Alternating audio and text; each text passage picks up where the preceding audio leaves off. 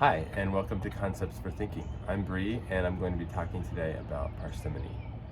Parsimony is a concept that means frugality or simplicity, but in philosophy and science, it has a special meaning that is associated with something called Occam's razor. So Occam is this, I don't even know, 6th century philosopher who came up with the idea that, well, the way he put it was, you shouldn't use more entities to explain something than are necessary. And it's really evolved into a set of heuristics that are sort of context dependent. So there are heuristics that are used by phylogeneticists. So phylogenetics is this field within biology and evolution studies where they look at relations among different organisms and sort of create those trees, if you recall phylogenetic trees, where it shows, which species are more closely related to which other species. And they have a principle of parsimony which guides their work. And the principle of parsimony says, if you don't have to posit that a trait has evolved separately in multiple different species, just assume, first of all, that it's evolved just once and that these species are related because they have the same trait. And that's called homology in evolutionary biology. Of course, it's true that sometimes a similar trait evolves independently. So, if you think about bats and birds, their wings evolved independently, and that's called an analogy. The principle of parsimony says that, and the interesting thing about bat and bird wings is they're actually both an analogy and a homology, because their forelimbs are a homology. They both evolved from a common ancestor, but then each distinct family of organisms independently evolved wings capable of flight.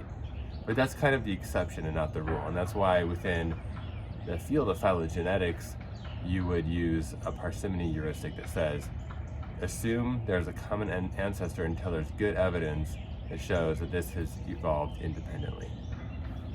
So that's one specific area where parsimony as a heuristic is used. Parsimony, in the sense of Occam's razor, it basically means, and there's variations on this theme, but it means don't use more causes to explain something than are necessary to explain it. So you can look at a specific field. There's other areas where parsimony heuristics are used. It's a little bit different. For instance, in model building, models that are predictive of future events, there's a phenomenon called overfitting. That happens when you build a model and you include too many data points and too many variables. It might be really good at describing past data. But a lot of those variables and data points might, by pure accident, fit the data or fit the pattern of past data, and they might actually not be causally implicated in the phenomenon that you're describing. And what happens is you have this model that's overfit to past data. It's really tightly, drawing from a lot of data points and positing a lot of different causes. All of a sudden, you try to predict new data, and some of the variables probably were causally related to that phenomenon, but some of them are completely useless. And so then when you move on to new data, these types of overfit models are really bad at predicting what's going to happen. So I'm going to give an example that's really simple, but it takes us back to the video I already did on spurious correlation. We learned that there's a spurious correlation between ice cream sales and shark attacks. These things are correlated, but not because there's a causal relation, not because every time I buy an ice cream, I'm increasing the odds that someone is going to get attacked by a shark.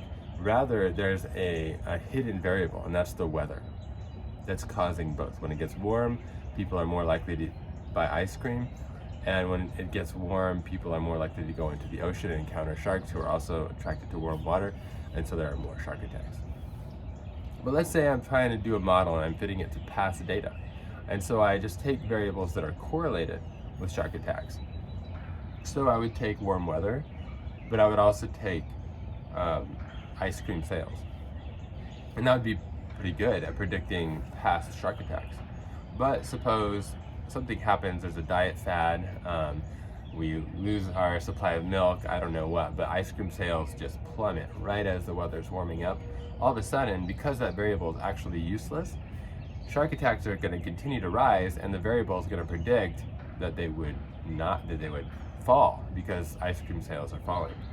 So in that case, you had an overfit model. You had a model that's drawing on maybe some variables that are causal, such as the weather, but they're also drawing on variables that are not causal, like the ice cream sales. And so the model is going to say, it's kind of split the difference. Maybe it'll say there's not going to be any increase in shark attacks, but of course, when the weather warms up, there will be an increase in shark attacks.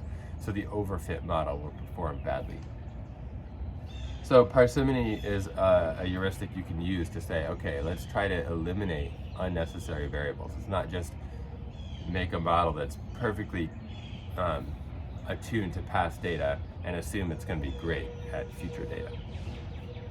And so that's a good heuristic, but you have to bear in mind that parsimony is only a heuristic. It works some of the time, but it doesn't work all of the time. So for instance, in model building, there's something called underfitting, and that's when you don't use enough variables. Sometimes people talk about this as, reductionism, although that word has multiple meanings.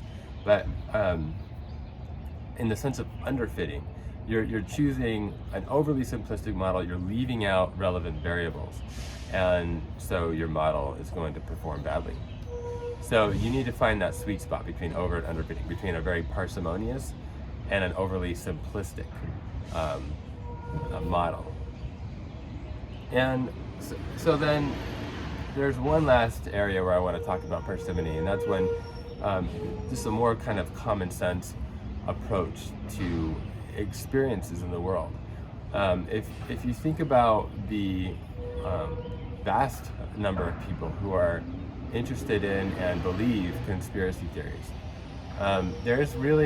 parsimony can help you see through a conspiracy theory, because conspiracy theory might seem parsimonious, like it's basically saying the government is conspiring, they're lying to us, and of course the government does lie to us, so it seemed maybe initially plausible.